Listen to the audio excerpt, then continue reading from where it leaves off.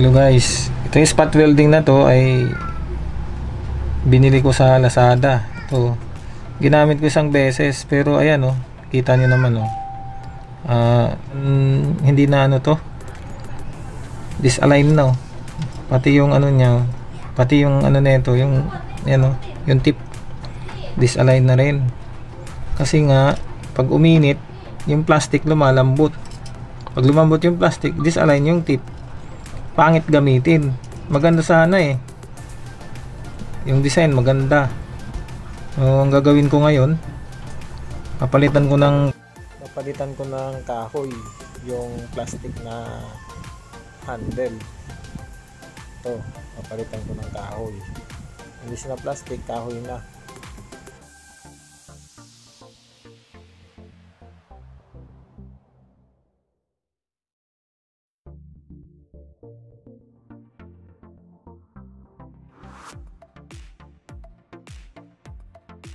So guys, ito yung switch, micro switch. Madaling masira yan.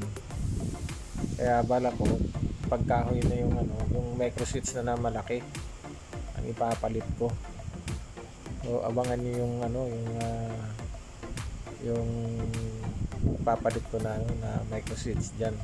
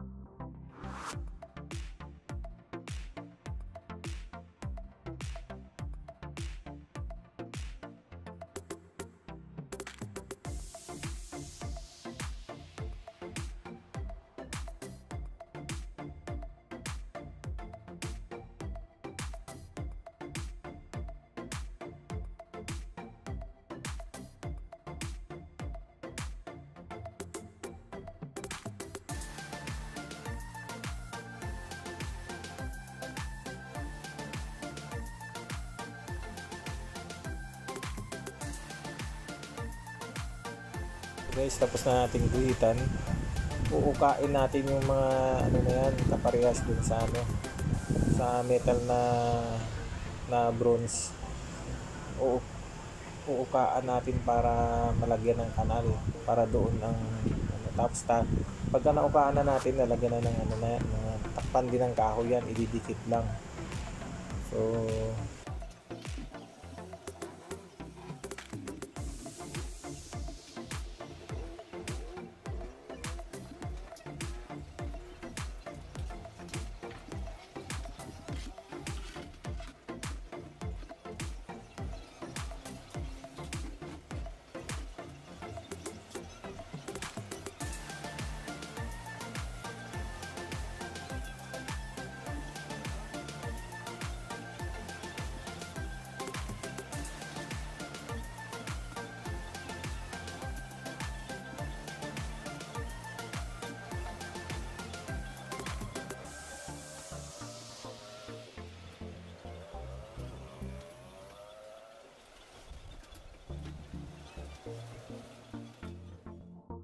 So ito na yung natapos ko.